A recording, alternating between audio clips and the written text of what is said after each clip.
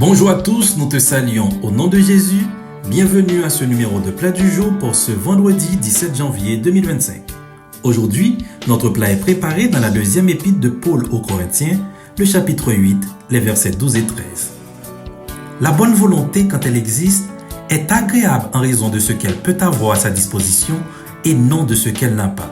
Car il s'agit non de vous exposer à la détresse pour soulager les autres, mais de suivre une règle d'égalité.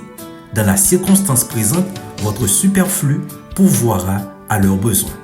La vision de Paul à travers ces versets va au-delà d'une simple charité. Il parle d'une règle d'égalité qui reflète l'interconnexion des membres du corps de Christ. Dans l'Église, chaque croyant a un rôle à jouer et les ressources doivent être partagées de manière à subvenir aux besoins de chacun. Aujourd'hui, vous pouvez être dans l'abondance et en mesure d'aider. Demain, les circonstances peuvent changer et c'est vous qui bénéficierez de la générosité d'autrui. Ce principe d'égalité n'est pas imposé par la force, mais repose sur l'amour et la solidarité. Il illustre l'unité du corps de Christ où les besoins individuels sont pris en compte par la communauté. L'apôtre Paul souligne que l'acte de donner est avant tout une question de disposition du cœur et de bonne volonté. Ce qui rend un don ou service agréable, ce n'est pas sa taille ou sa valeur matérielle, mais l'attitude derrière ce geste. Dieu ne s'attend pas à ce que nous donnions au-delà de nos capacités ou de ce que nous avons. La générosité doit venir d'un cœur volontaire et joyeux, et non d'une obligation ou d'une contrainte.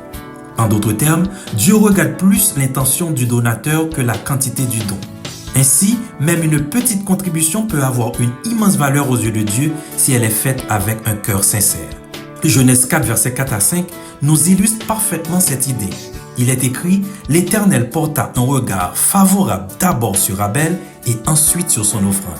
Mais il ne porta pas un regard favorable d'abord sur Caïn, puis sur son offrande. » Donc, Dieu veut nous trouver d'abord comme une offrande agréable pour qu'il puisse prendre plaisir dans ce que nous lui offrons. Aussi, ces versets nous amènent à un équilibre entre générosité et sagesse. Paul clarifie que donner ne doit pas se faire au détriment de nos propres besoins essentiels. Loin d'encourager une attitude d'extrême sacrifice ou de négligence envers soi-même, il insiste sur un équilibre. L'idée n'est pas de se mettre en difficulté pour soutenir les autres, mais de partager ce que nous avons pour répondre aux besoins des plus nécessiteux. Cela montre que la générosité chrétienne repose sur un principe de sagesse et de discernement.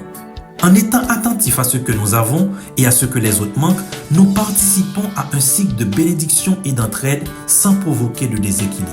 Il est donc essentiel que le donateur ne se mette pas lui-même ou sa famille dans une situation de détresse en cherchant à aider autrui. La générosité chrétienne ne consiste pas à se priver des besoins fondamentaux pour subvenir à ceux des autres, mais à partager avec sagesse et discernement selon un principe d'égalité. Ainsi, chacun peut contribuer selon ses moyens sans compromettre sa propre stabilité. Ces versets apportent un message de prévention qui protège contre les abus de générosité. Car, au nom du principe de la règle d'or, qui nous demande de nous mettre à la place des autres, et sur base des enseignements sur l'amour et la communion fraternelle, très souvent, on retrouve des frères qui abusent de la générosité d'autres frères.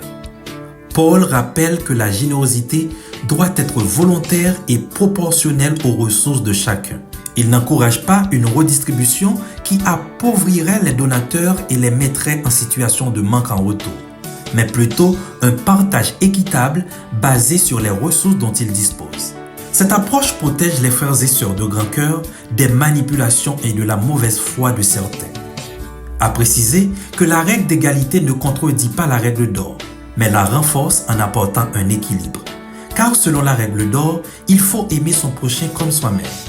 Or, si quelqu'un s'expose lui-même et expose sa famille à la détresse en soulageant les autres, il commet ainsi un péché contre sa personne et contre sa famille. Car nous savons, selon la parole de Dieu, que celui qui s'abuse lui-même ou qui se détruit, en réalité détruit le temple de Dieu. Et celui qui n'a pas soin des siens, et particulièrement ceux de sa famille, il a renié la foi et est pire qu'un infidèle. À souligner que ce passage n'est pas une excuse pour ceux qui cherchent à éviter de donner, mais il établit un équilibre pour prévenir les abus et les injustices. Dieu, en tant que juge juste, souhaite que la générosité soit pratiquée avec sagesse et discernement. En conclusion, Ces versets attirent notre attention sur le fait que la générosité n'est pas un fardeau, mais une expression de notre foi et de notre amour. En appliquant cette sagesse divine, nous démontrons que nous comprenons la véritable essence de l'amour chrétien. Un amour pratique, équilibré et profondément ancré dans l'unité du corps de Christ.